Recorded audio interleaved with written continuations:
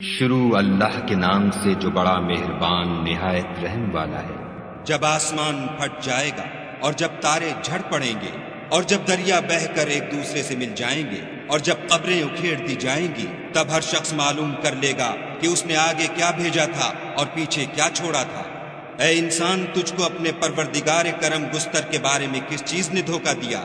وہی تو ہے جس نے تجھے بنایا اور تیرے اعضاء کو ٹھیک کیا اور تیری قامت کو معتدل رکھا اور جس صورت میں چاہا تجھے جوڑ دیا، مگر ہے ہاتھ تم لوگ جزا کو جھٹلاتے ہو، حالانکہ تم پر نگہبان مقرر ہیں، عالی قدر تمہاری باتوں کے لکھنے والے، جو تم کرتے ہو وہ اسے جانتے ہیں۔